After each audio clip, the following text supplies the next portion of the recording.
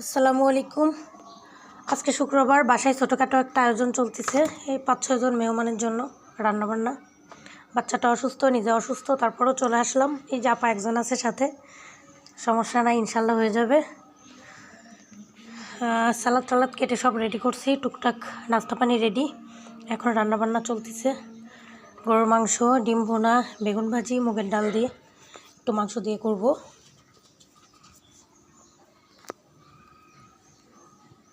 এই তো এখানে মশলাপাতি সব দিয়ে দিচ্ছি। গরুর মাংসে সরিষার তেল ছাড়া তো মজা লাগবে না। আমি 2 রকম তেল একবারে মিক্স করে দিই।